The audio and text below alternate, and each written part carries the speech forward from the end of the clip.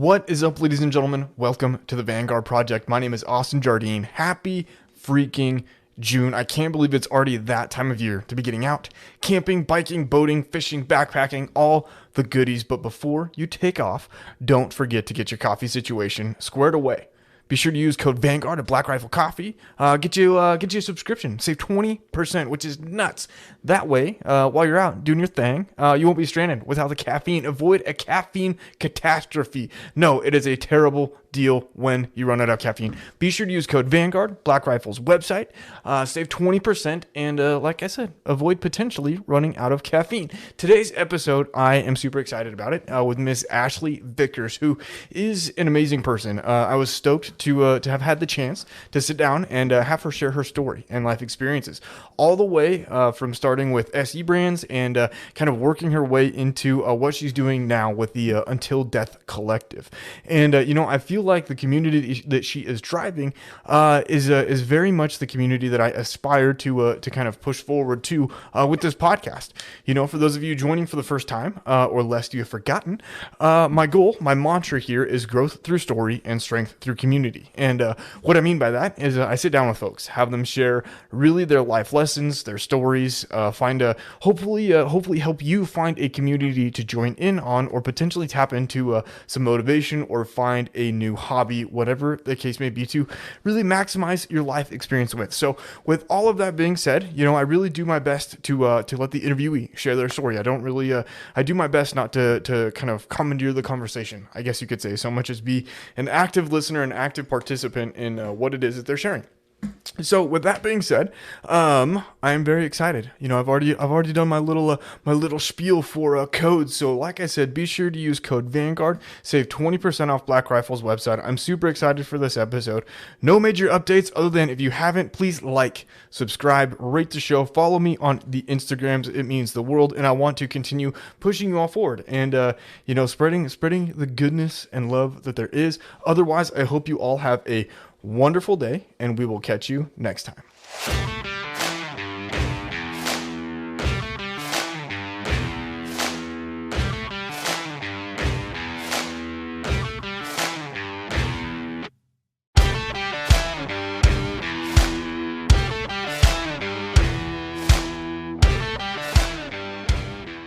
What is up, ladies and gentlemen? Welcome to the Vanguard Project. My name is Austin Jardine, and I am excited. We're recording on Friday.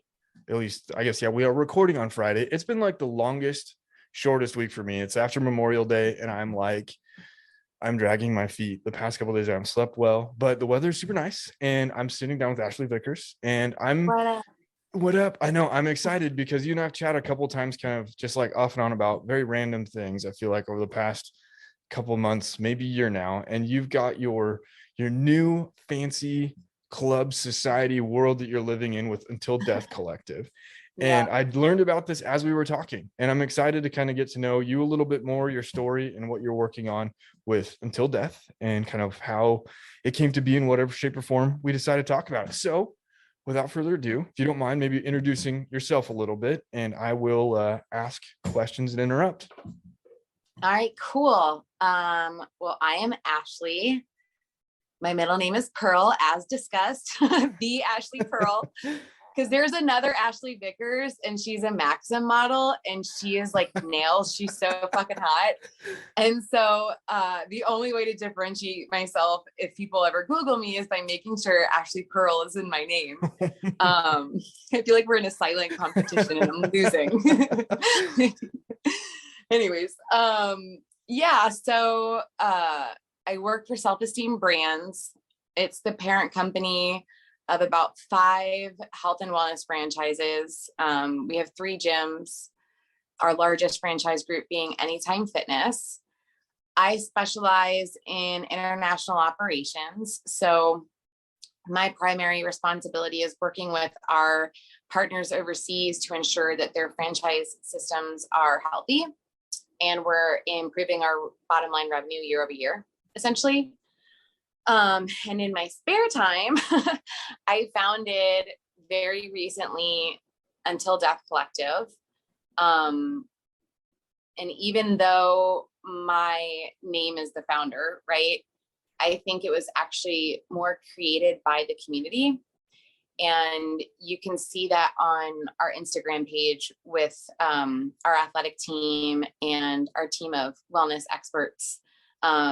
Really, those are the people that kind of rallied behind me and encouraged me to start my own mission after leaving the guerrilla group.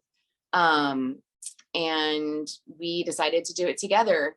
So yeah, we can talk more about that if you want to talk more about that, or I don't know if you have any questions on anything I said. So I was taking notes, and it's interesting because I feel like career-wise, spare time-wise are somewhat similar but very different, right?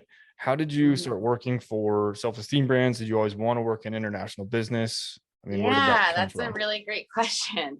I have been working with the company for 12 years, and international was my dream gig, like hands down, because really it's the dopest job in the world, right? Like I think so. And so, you know, I started off working for Anytime Fitness specifically. Okay. I was 25 years old, which I'm almost 37 now. And so to think back that long ago, it was like a tiny baby, you know, and I started for $10 an hour. And I remember like people telling me that I had a dead end job. Like, what am I doing? I need to, you know, use my degree, my area of expertise. But no matter what I did, like the gym always felt like home for me. I started working as a nanny in the daycare of Gold's Gym when I was 14 years old, right? And I've always had, no matter where I was in life, at least a part-time gig in a fitness facility. So finding Anytime Fitness was great because our parent company is SelfEsteem Brands, which is just an amazing organization. I worked my way up. I finally, I guess, had a good enough resume to apply for the international team. And I got the job.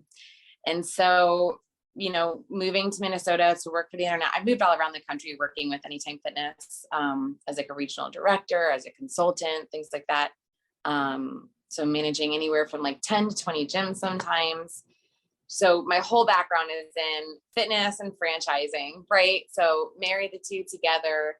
And then really that's what I do on the international team with our international markets. So, but working for SelfEsteem Brands, our mission statement is to improve the self-esteem of the world, which sounds probably so cliche to so many people, but like if you come in my office, I think we have about 400 employees there. It's absolutely the core mission of every person in that building, and they hire and fire accordingly to make sure that the culture matches the mission statement.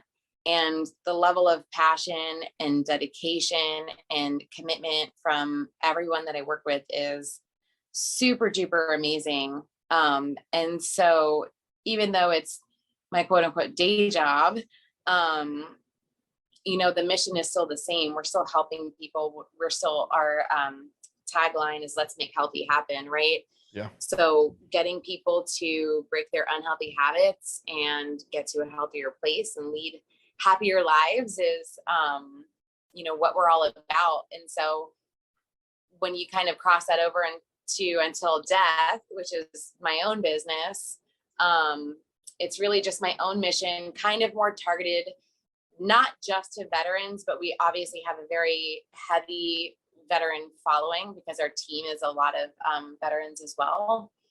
And helping our veterans prevent suicide ideation and things like that is a passion that's really near and dear to my heart because I've lost people very close to me in my life to suicide because they got out of the Army and they lost their sense of purpose and they lost their team and their quote unquote identity.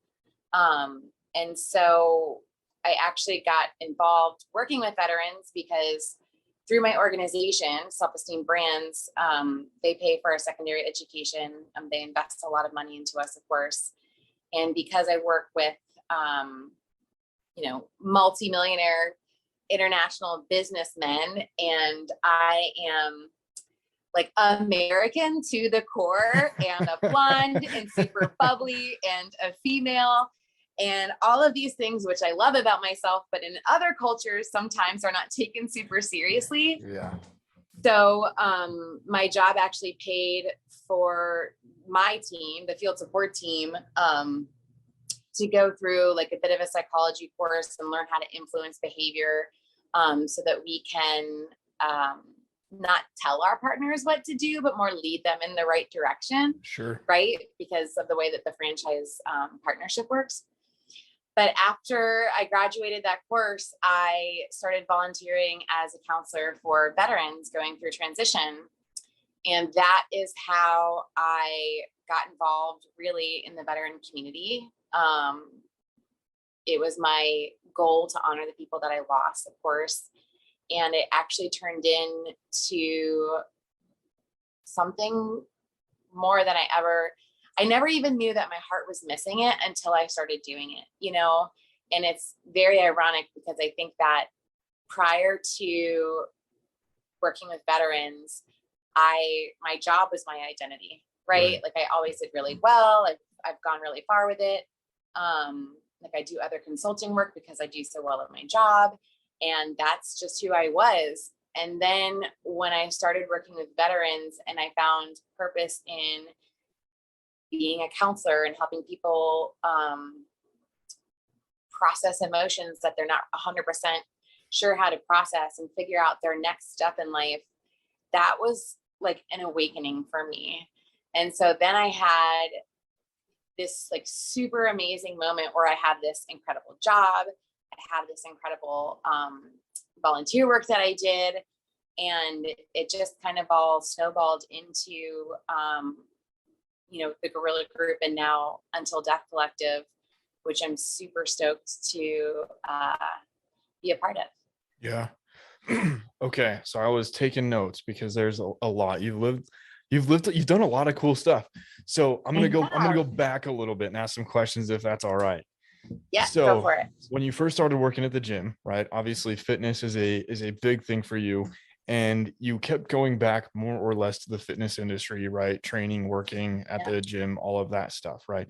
When did you decide that you wanted to more or less make it your career path and then keep the motivation to push forward and progress in both the industry and, I guess, for lack of a better phrase, the corporate ladder? Yeah, that's a good question. So it's really funny because even though I have a corporate job, it doesn't feel corporate because it's such a fun job. But I don't think there was ever like this light bulb moment when I was working in the gyms and working as like a regional director and a consultant. I always saw myself opening my own gym franchises, right? Being a multi-gym owner. Because driving unit level profitability was what I was good at. Coaching people, being a leader, that was something that I really thrive off of. And being in the clubs and talking to people and seeing them work on themselves, like that's a really special place to be. I don't know how many other places in the world that you can go and everybody in there is doing something to make themselves better, right? And that's what gyms are, which I think is really cool.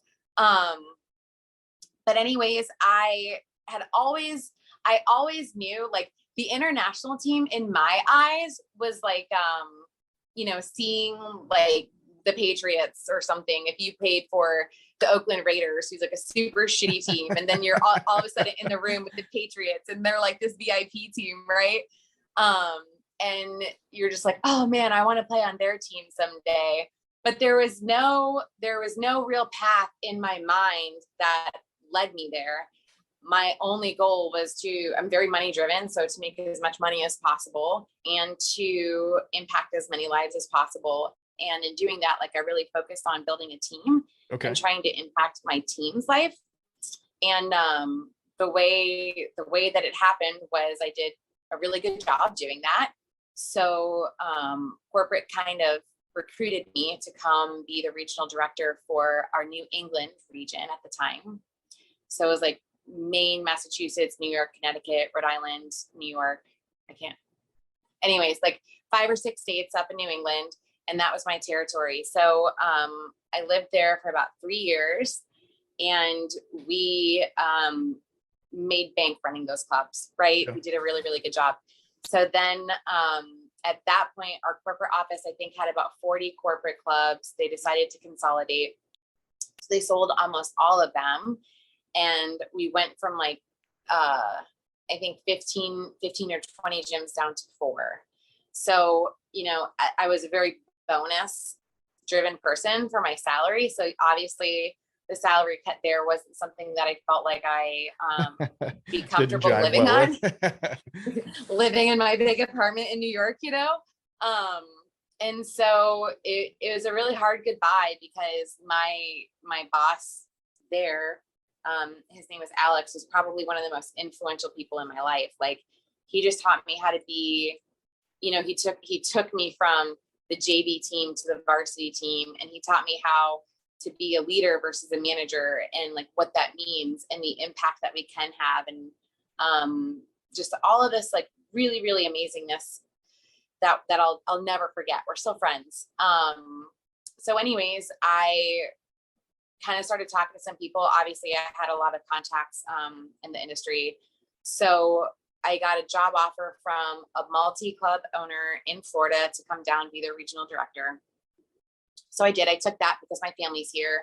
And so I moved back to Central Florida, and I think there was maybe 7 clubs at the time. And the owner needed a lot of help, right?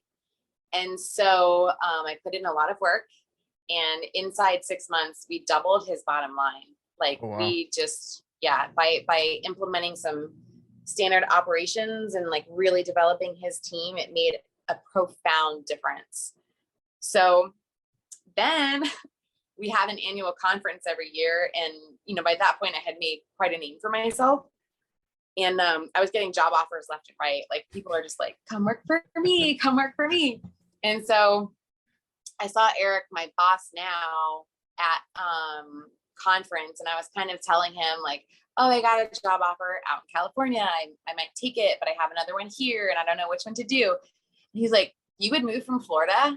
I was like, yeah, 100%. He's like, I'm going to be hiring. And I'm like, on the international team? He's like, yeah. I was like, say less. So I had to turn down every opportunity that I had at that point in time just to interview for this job. And it was like a 3-month interview process. Yeah. And I was 100% the squeaky wheel. Like, I'm pretty sure that part of the reason they hired me was because they didn't want to listen to me. If they didn't hire me. I'm like, did you guys hire anyone yet? What's the competition look like? How's it going? You know? And so, yeah, they brought me on, and I moved to Minnesota in December. I got there on December 2nd from Florida, and I never looked back. Been on international. That was about 4 years ago. Dang. Okay. But now I live in Florida. Yeah. Yeah. Lucky, right? I know we were talking about before we started recording that Florida versus Minnesota, big difference. So, okay. A couple more questions, because there's a lot. Like, I feel like you need to write a book or do a TED Talk, but I wanted to do a TED Talk.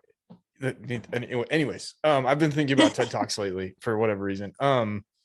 Okay. When you were talking about the difference between a manager and a leader, and kind of all the lessons that you learned, of those, what have you kind of learned, or is the one that you'll take to the grave or wish that people knew more about? The one skill or thing or tidbit that you're like, this is brilliant. I think looking at the world now and what I've learned, this one of the most important skills that I think people could do better at is ask questions and listen with the intent to understand. And what I mean is, like, if you and I are talking and we have a difference of opinion, I feel like so many people are just talking to their difference of opinion person to get them to agree with them, to change their mind, right? Instead of saying, hey, you have a difference of opinion than I do, and I want to learn more about why you feel that way, just to have a more mutual understanding. It's always like, I want to convert you. I want your opinion to be my opinion.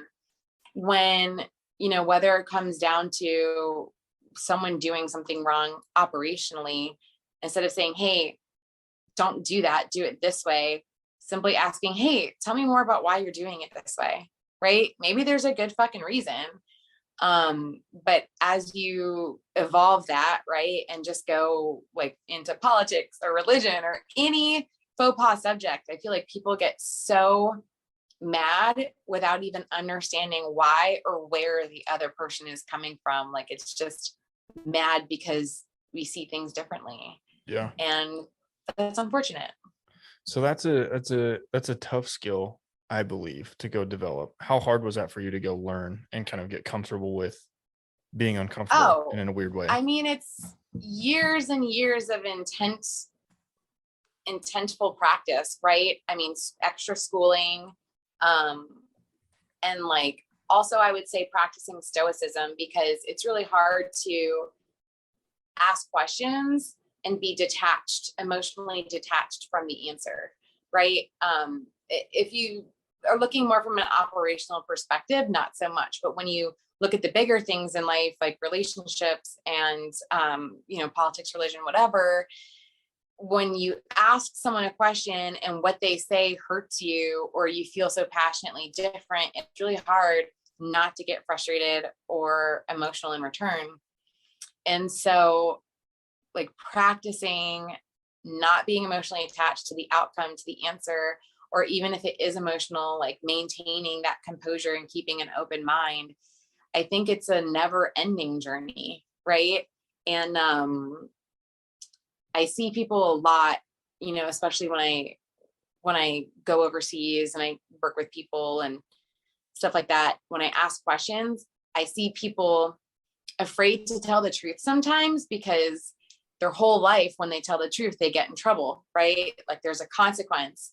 Versus if you tell me the truth, like, I'm more grateful that I have the truth versus anything that you would have told me. You know what I mean?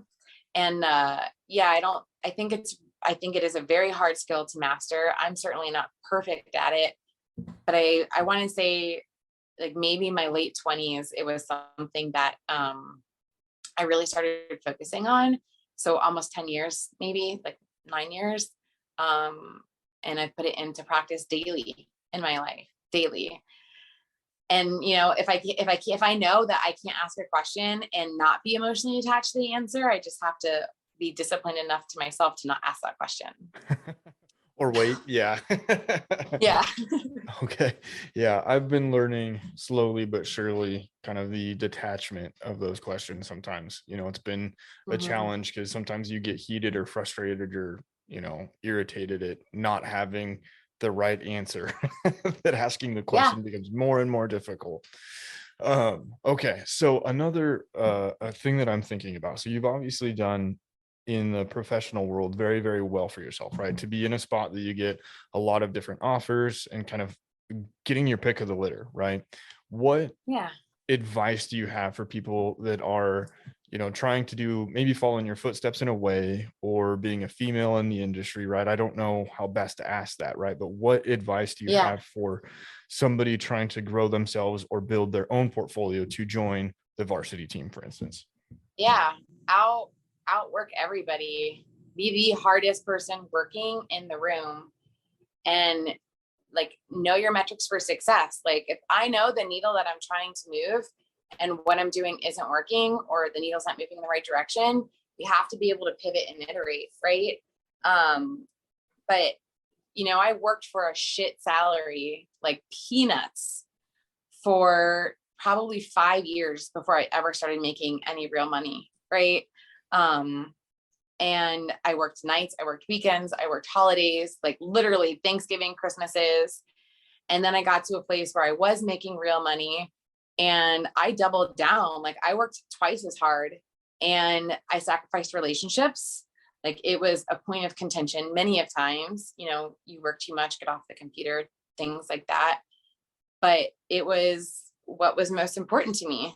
you know? And I knew in my heart that if I continued to go down that road and I continued to produce the results that I was producing, like the world was my oyster, you know? And like I said, like I didn't intend on going to international. I always thought I was going to be working with an investor running a multi-club operation. And I had, so many people are like, hey, when you're ready, but there was maybe something inside of me that just knew I was not ready because something bigger was on the horizon. I'm not sure because I never pulled the trigger. And then like, I kind of like live by this saying, it's called fuck yes or no. And so if the answer like isn't fuck yes, like if it doesn't make me feel like fuck yes, then I really have to reevaluate if it's something I'm going to move towards or not. So when I got the international opportunity, like everything in my body was like, fuck yes. Whereas when I was thinking about other offers that were on the table, I was teetering and tottering and like talking to a lot of people and trying to like, what do I do? I don't know if this is the right direction. And like, as soon as I heard it, I was like, that one, and I think that applies to a lot of different situations in life. Like we spend a lot of time, worrying about shit that we don't even really want, Right. but maybe society has made us feel like we should do that, or we should want that, or we should go in that direction. Or we get lost, especially like in the context of relationships, like chasing someone, not because we really want them, but because we want them to want us. So when you abide by the law of fuck yes or no, it's getting really in touch with yourself and knowing like that gets my heart excited. I'm going to go after that, or fucking don't. I like that. I'm going to have to think about that kind of just in context of everything, right? I mean, okay, I'm going to get super introspective later. I'm going out for my ride right on my way to the gym, and I'm totally going to be thinking about all the different fuck yes or fuck no's because it's a really fun concept. I like that. Okay. So know your metrics, outwork everybody, take the hit sometimes, right? And then fuck yes or fuck no is what I heard. Yes. I like that. That'll Okay. be the title of my book. Fuck yes or fuck no. Everything you just said. You should. That would be a fun book. That's like the next New York Times bestseller. Yeah, that's not my motto. That's someone wrote a whole article on it. I can't remember where I read it, but someone else had definitely come up with that, and I just abide by it. Yeah. I like it. Okay. So all of this life experience then has led you into kind of learning your veteran outreach, right? That you have, your love and passion for working with veterans and the veteran community, and then taking the mental health aspect of it, right? And then bringing that into Until Death Collective, right? Yeah. How did that all shape and form, and where did that all really stem from? Yeah. Well, my dad is a veteran.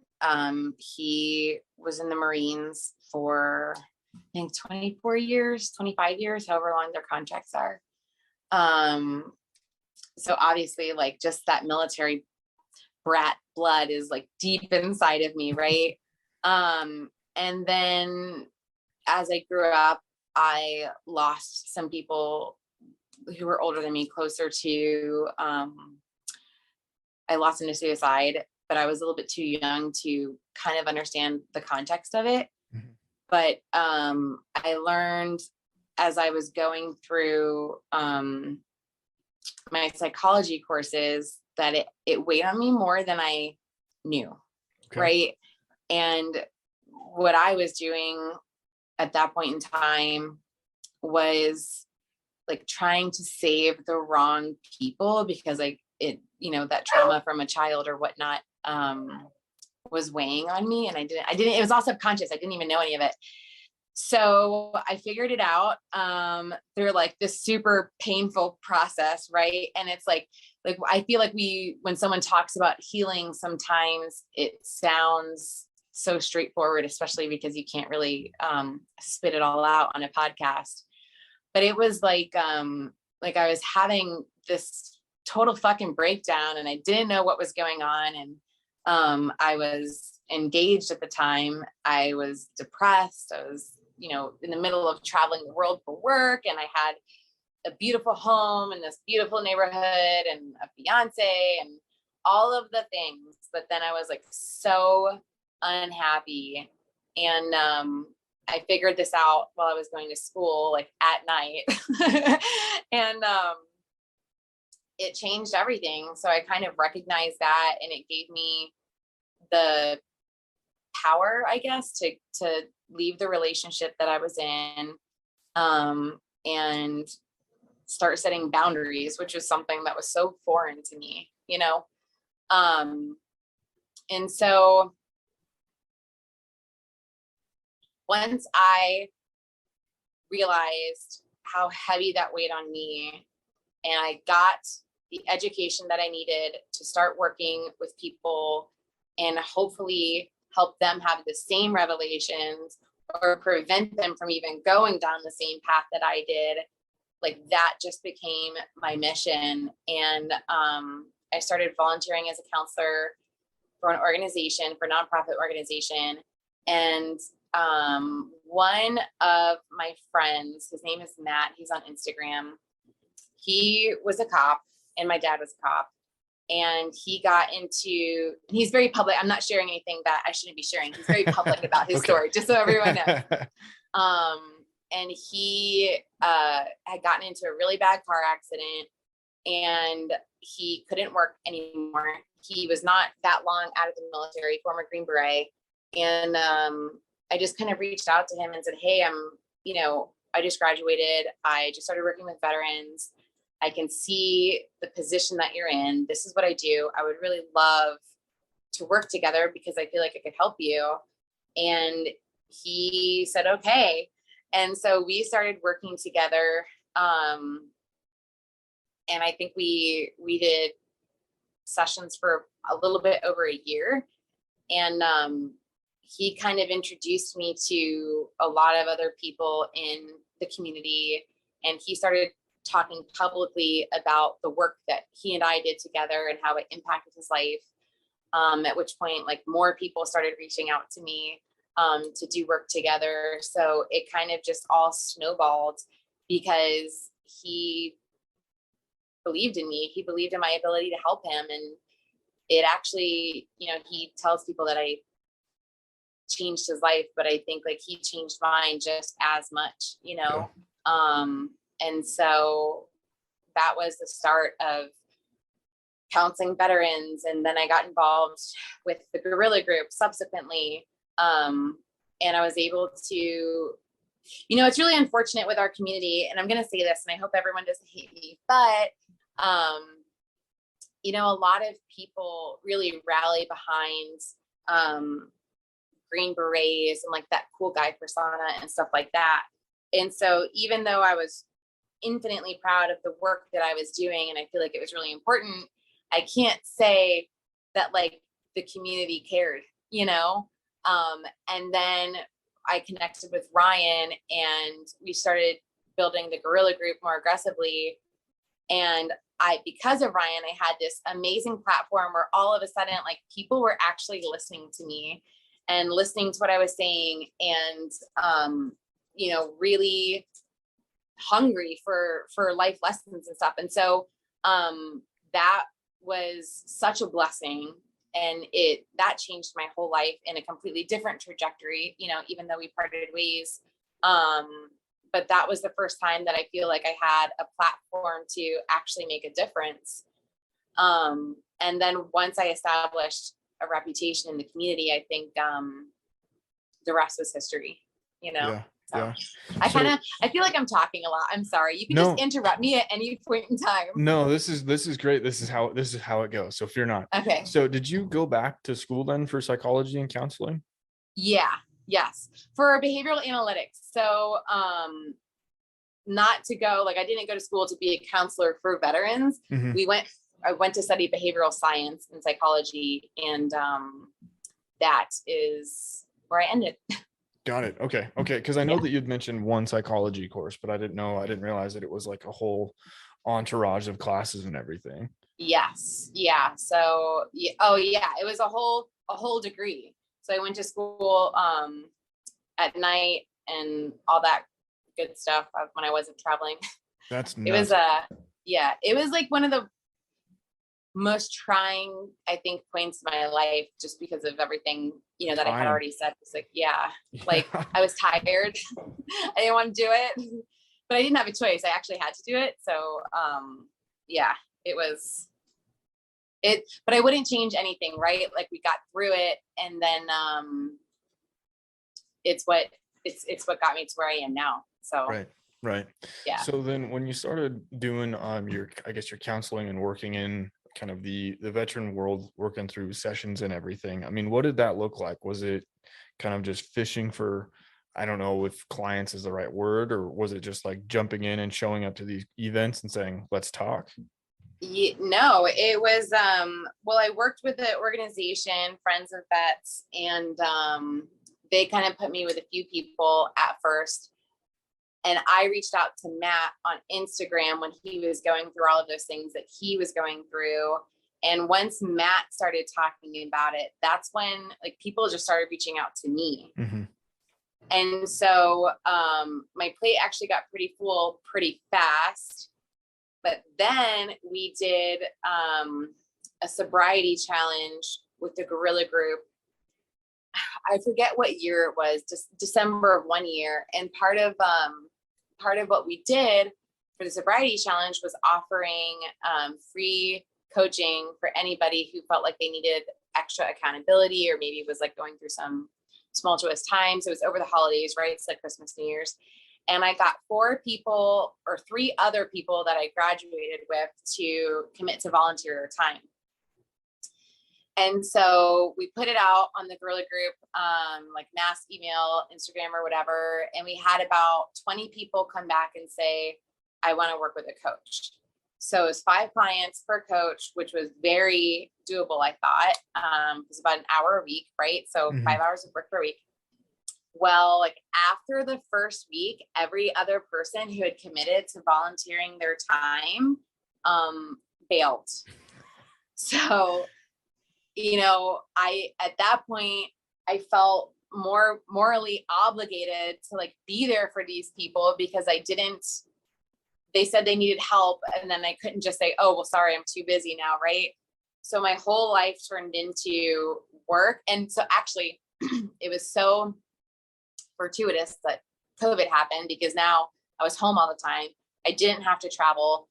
All of our franchises globally were closed down. So I had a lot of extra time on my hands, but I was still working, but I worked essentially maybe it's like 3 or 4 in the afternoon. And then my evenings were counseling sessions, right?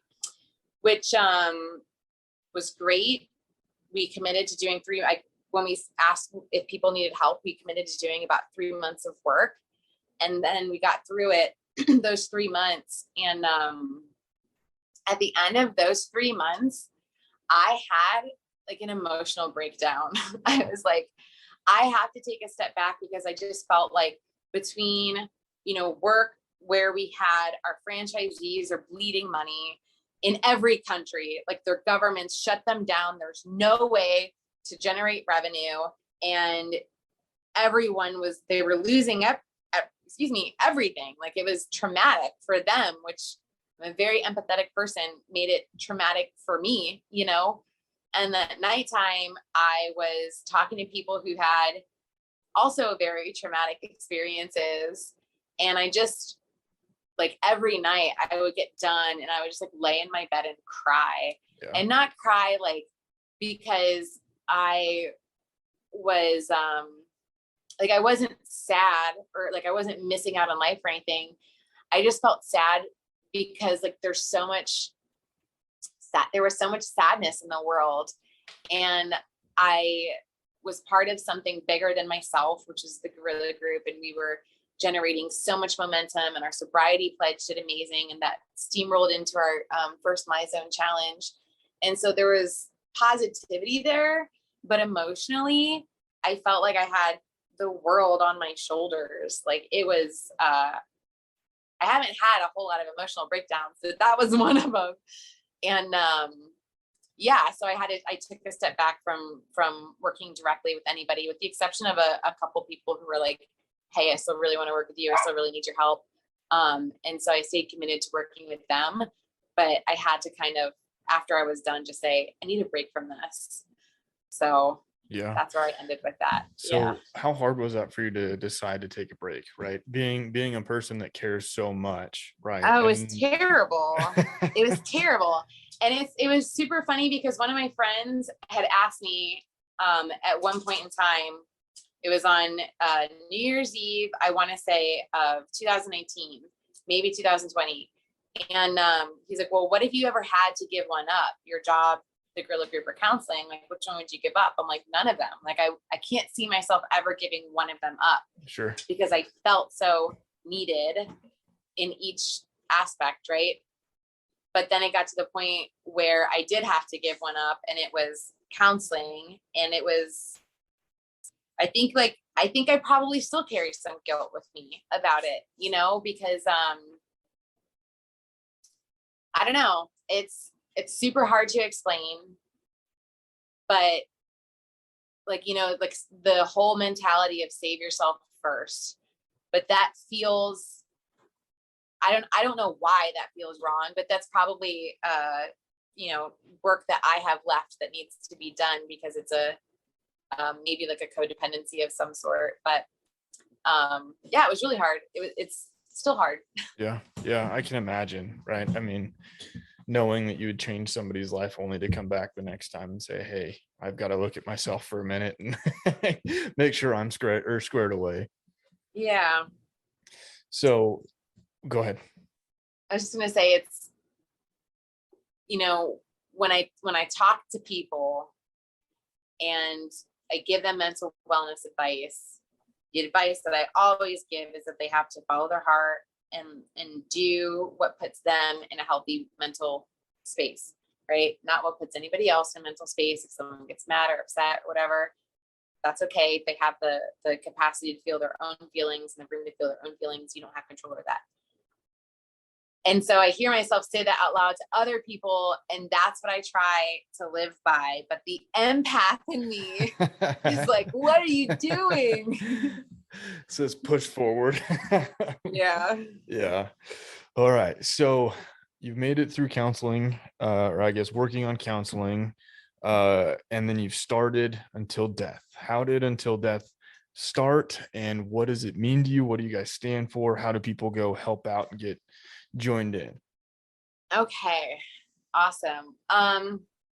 So I parted ways with the Gorilla Group for a multitude of reasons, but when I parted ways, I had this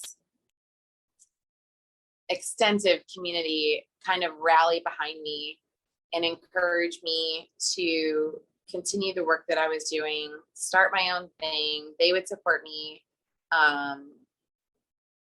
A lot of people who I hold in high regard just relentlessly cheered me on.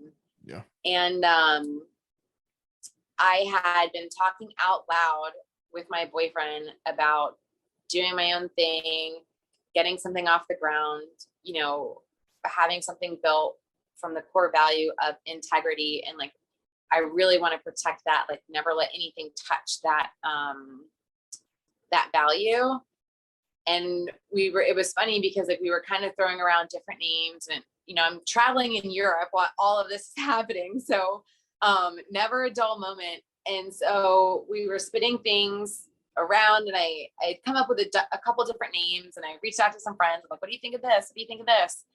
And then ultimately I had bought this piece of artwork a long time ago, and I had pulled it up and used it for something, and it had to do with a coffin, right? And skateboarding and stuff like that. And so I was like, yeah, until death, like fucking skateboarding until death. You know what I mean? And then I was like, wait, like I That actually sticks. really, yeah, I was like, I really like that concept, until death. Like, I'm so like feeling so committed to my mission and my purpose and my core values, like until the day that I die. And it's not like, hey, I'm going to be perfect until death. It's I'm committed to working on what I believe in. And even if I fuck up or get it wrong, I'm going to restart and continue going down that path until the day that I die. Like, I'm never going to give up. And it comes in so many different facets, right? So like for me, I'm a big outdoor sports person. I love skateboarding. I love surfing. I love the beach.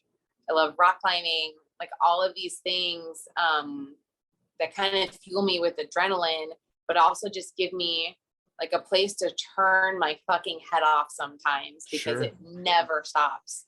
And, I boxed competitively for several years, and I just really feel, we built that community. There was something that we did in the guerrilla group, I think really well, was like, we built community around teaching people stuff like this.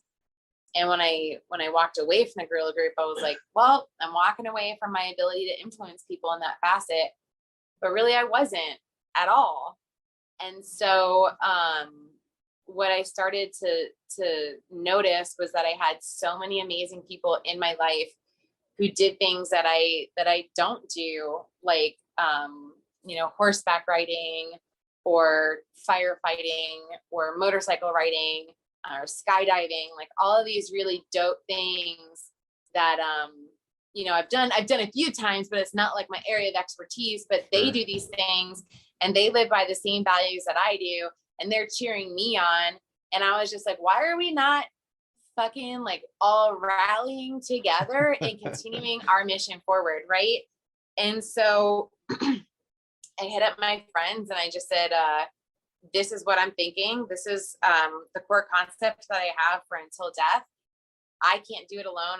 I definitely don't want this to be like my thing or something that centers around me. Like, I want it to center around the community, and I want our team of athletes to be like the people that lead by example and set the tone and inspire the larger community to get up, get outside, get moving, learn a new hobby.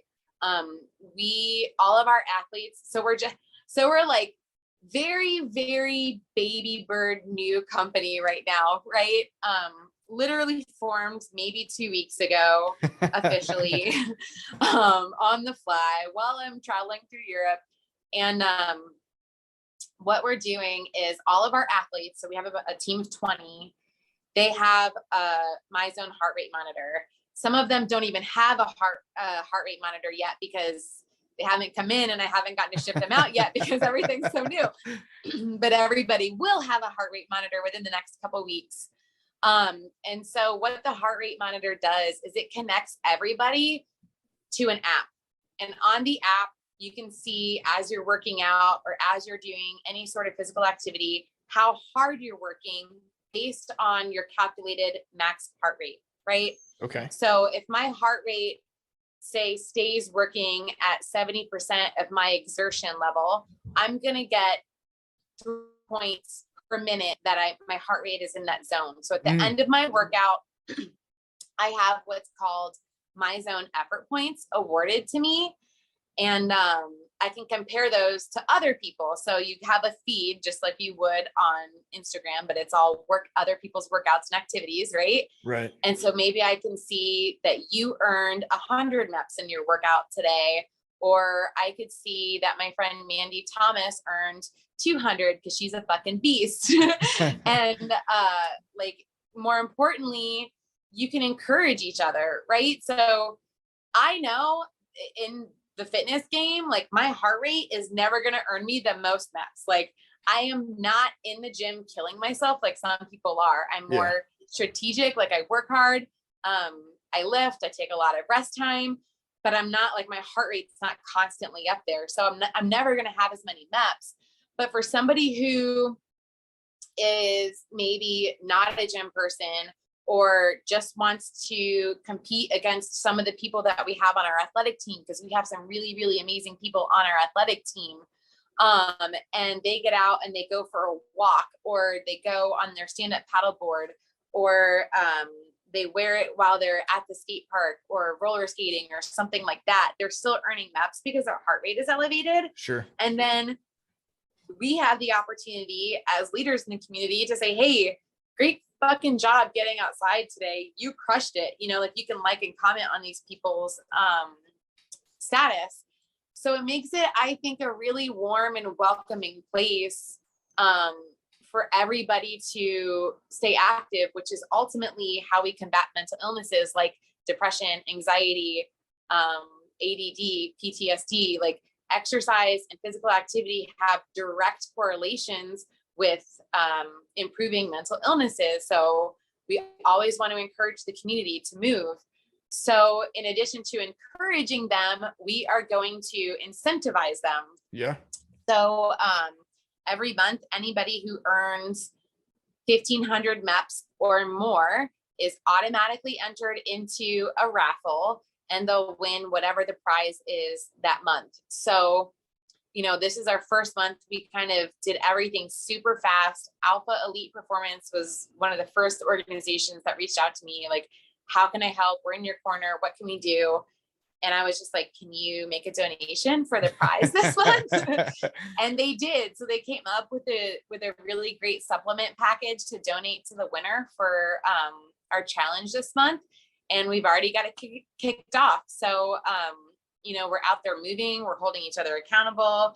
And as we grow, I think our prize packages will grow too, right? Yeah. Like we'll continue to have higher value items to really incentivize the community to get out there. And, you know, a MyZone heart rate monitor is about $100, so it's not cheap, right?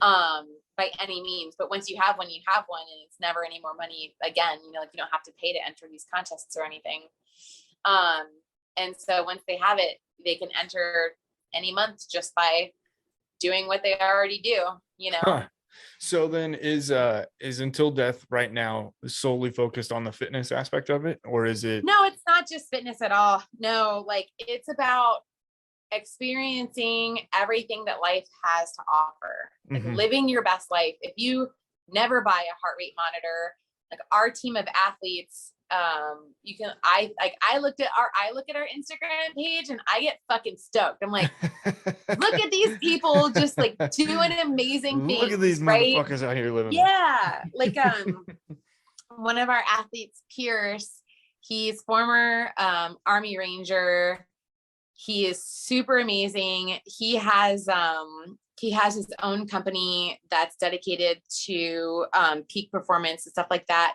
But he like lives and breathes everything that I feel like Until Death is about. Like he chases Stoke, just loves to live life on the edge. And he recently posted a video. We shared it to our story, and so many people are like, yo, this inspired me. I want to go do this. And it was like him jumping off of a cliff with a rope on, you know what I mean? Like just total full send.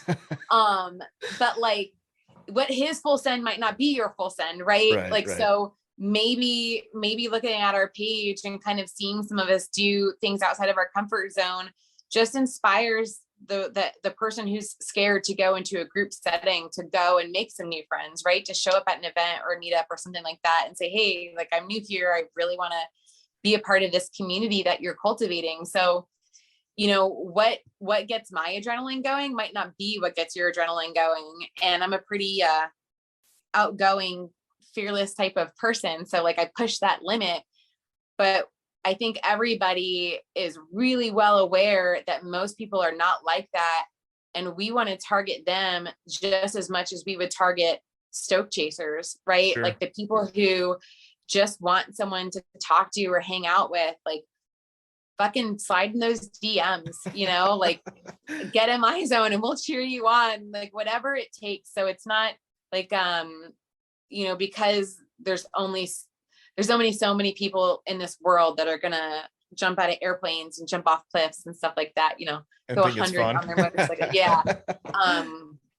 But we want everyone to feel like we've got your back. And that's, I think really what it is a team of people who are committed to having each other's backs and the community's back more than anything. Like everyone on our team leads by example and wants to make a difference.